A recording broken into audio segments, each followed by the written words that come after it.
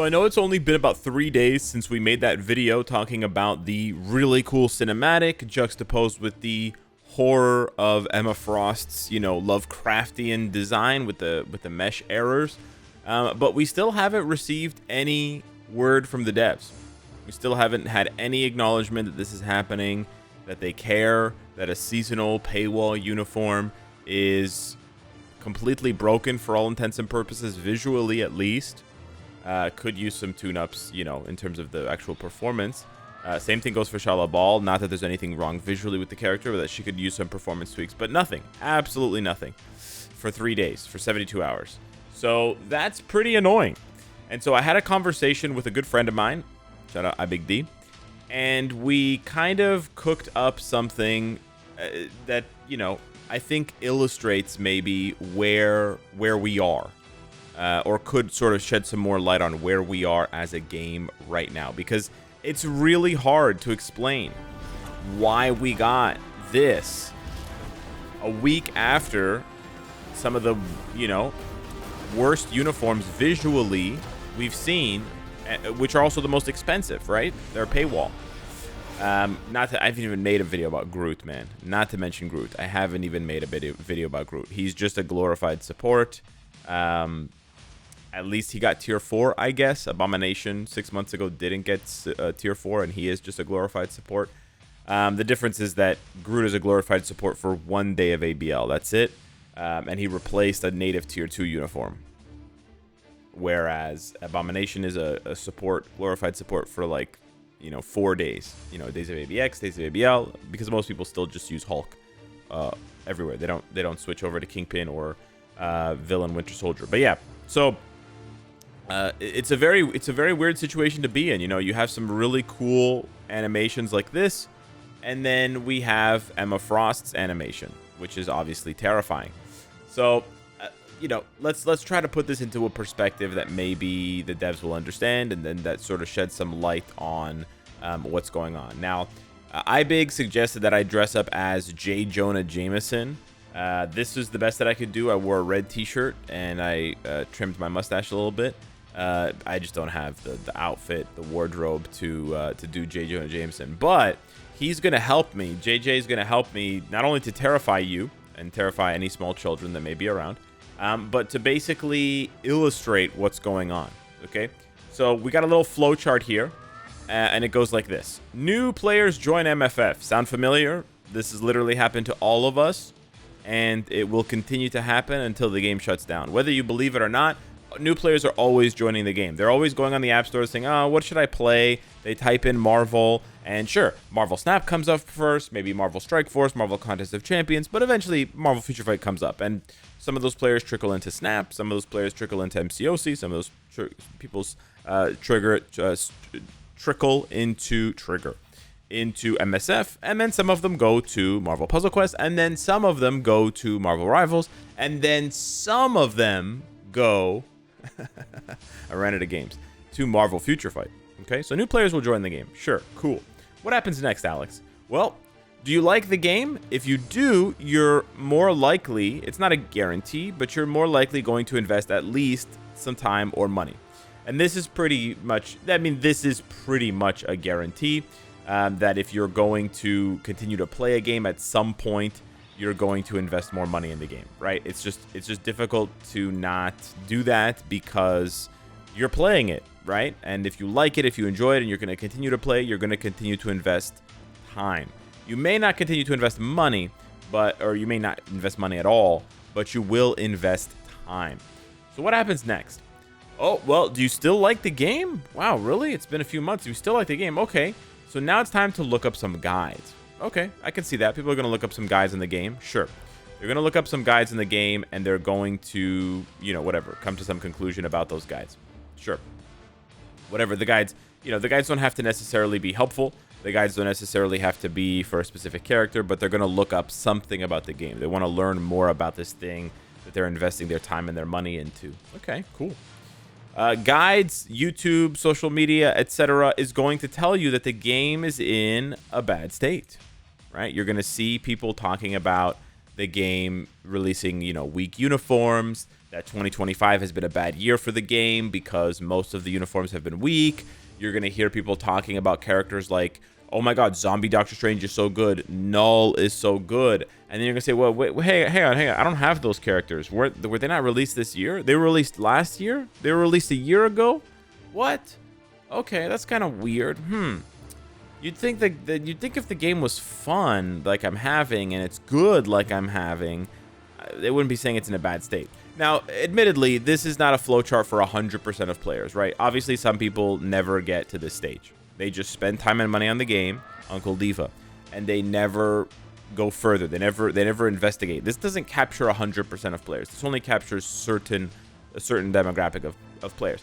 And still, some players will get here, and then they won't go any further. They won't go to the next step. By the way, there's more steps. But they won't go to the next step because they don't care, right? To them, this doesn't matter. Yeah, sure, whatever. This idiot with a mustache says that the game is in a bad state, but I'm loving Marvel Future Fight, so I'm just going to keep playing. And that's fine. That's fine. I'm not saying you have to do it this way, right? I'm just saying this is one explanation for the cinematic versus Emma Frost's uniform. Okay, so let me get to the next part. New players quit. So my camera's hiding it a little bit, but yeah, new players quit. So why would you quit? Well, you've spent time, you looked up guides, you found out that the game is in a bad state, now you're second guessing. This is where players second guess the game. They're like, maybe not. Maybe I'll come back later. Maybe I'll come back. I'm like, I was having fun for a few months, but I'm not having a lot of fun now. Why don't I just come back later and see if it's better? Okay. So what do the devs do? They make new cool cinematics. There you go, guys. Here's where we are. Surprise. Yep. And, in saying this, I recognize that, the cinematic is really cool. The people who made the cinematic have nothing to do with this flowchart. This flowchart is just, my interpretation, iBig's interpretation, other people's interpretations of what's going on.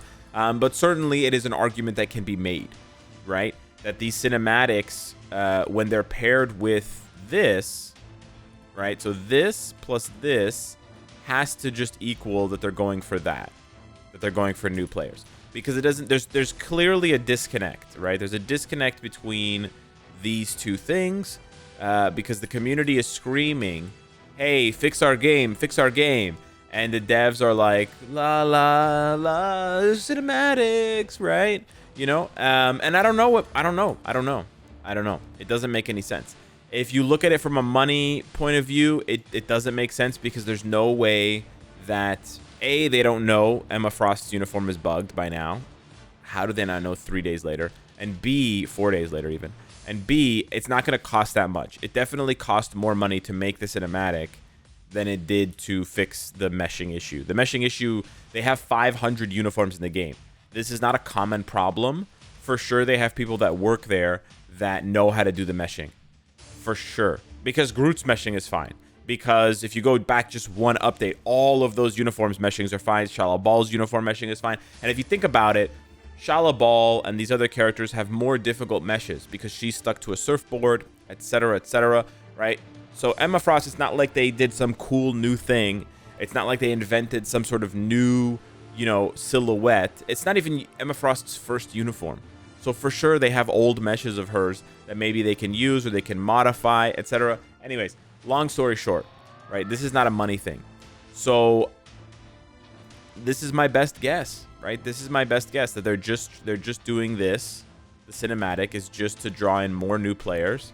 Probably because on the horizon, something is being heralded that's going to provide a new way to spend money. And so they want to make sure that they have as many new players around for this new money-making thing, right? And so if you look at it another way in terms of the money, right? If you look at it another way in terms of the money, if we just quickly draw a graph here, with the X and the good old X and Y axes, right? We had a big spike in players. Let's just call players this red color. Like 2025, right? This is time. And so in 2025, we had, we had like a decent amount of players, and then it dropped off. It slowly dropped off because the updates were bad. And then the anniversary, right? So this is the Annie. This is the Annie. Had a huge spike in players, right? Because this is players. People MFF, right? We had a huge spike in players, and they were hoping, right? Because here is the big money thing. Here is the big money thing. This is the Galactus Epic Quest or whatever it is, right? So they were hoping that they would do something like this. A little bit of a drop off, sure, but they didn't expect this one. They didn't expect. It's probably not that bad, but it's probably like this. This is probably the drop that we've seen. It's not as bad as it was around the Daredevil update. That shit was so bad, but it's probably, you know, closer to that than to this. And so they're like, huh, what's going on, guys? We need these numbers up. We need more players so that when we present the shiny new thing, right? When we present the shiny new thing, wow, then people will buy it. And we'll make some money. That's my guess. That's you know, that's what we're thinking here. So yeah, that's the cycle of MFF. The dark truth of the MFF life cycle, if you will. And that is this is where we are right now. MFF makes a cool new cinematic. So yeah. We're going to see more cool new cinematics for the Galactus Epic Quest. This is going to happen. And then we can chart the path and see if it ends up there. Listen, I don't want to end the video on like some, you know, sad thing. I don't hope that this happens to Marvel Future Fight. I don't think that this is the way the game has to be. I think that maybe this is what's happening right now to players, and this is what the devs are doing right now, and they're prioritizing, you know, this. They're prioritizing new players, and they're prioritizing money, and that's unsurprising for a mobile game. But I think there's hope, right? The game has some really good systems. The game obviously has beautiful graphics for the fact that it was made 10 years ago. It has some of the coolest, you know, animations and this kind of thing, and you can control with the joystick. It's not turn-based. It's not just like a cutscene. You know, you have V-pad skills, so you can even control where the animation goes. So there's like physics built, not physics, but like whatever directionality and stuff built into that kind of stuff. You know, and the game has a lot of fun game modes. I think World Boss is still really fun. GBR can be super fun sometimes. Honestly, I like Team Battle Arena. I know it's not that new player or sort of like free-to-play friendly, but I think it's a fun game mode. So MFF does have good bones for sure, but the devs got to put more effort, man. This year has been really lacking in effort, and it has shown, and players are tired of it, man. The anniversary did not buy them enough gratitude and enough time, you know. They expected, going back to this real quick, they expected that their expectation, right? If we put it in green, for example, their expectation was from the anniversary until now, right? That the number would come down like this. And then they thought the anniversary was going to do this. And just like, oh, and like, you guys are gods. We love your game. You gave us 10,000 crystals. Like, thank you so much. No. And the reason why it didn't do that is because of this, right? Because of all this stuff, right? All of this. Right, all of this time, and then everything after the Annie, besides maybe Storm, right? Besides Storm and a couple of others. But really, I think it's this. It's this. It was this 4-month period, you know, almost 5 months: December, January, February, March, and part of April, where they not only released really bad stuff, really weak uniforms, really bad reworks, but they also ignored the player base. And this is the thing. Ignoring the player base, ignoring community feedback, ignoring, hey, we need these characters buffed, please. This has like a compounding effect. So it's not just like it slowly, it doesn't just slowly decrease over time the interest of players. It basically like destroys their will to play. And by the time you get down here to the bottom, these are like your hardcore players. Sure, they're never going to quit the game like me, right? We're going to quit when the game like literally shuts down. On the day it shuts down, we'll be playing it. But for everybody else, they not only lose their will to play, but it's harder for them to go back because they remember this so vividly.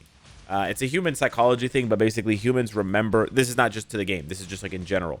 Humans, it's a lot easier for people to recall. You can think about this in your own life. It's a lot easier for you to recall bad moments than to recall good moments, right?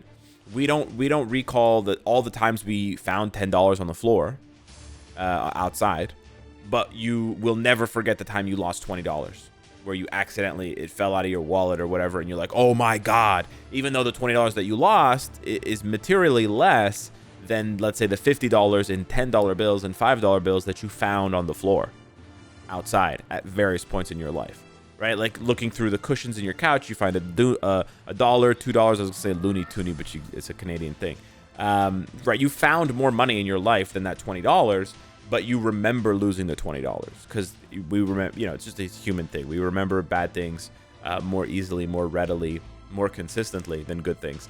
And so this is what's going to happen to players. They're just going to keep remembering the bad stuff, and then they're not going to want to come back for the good stuff. Because psychologically they think, oh, this is a trap, right? Where the bad stuff is coming soon again, and it's just going to be a cycle.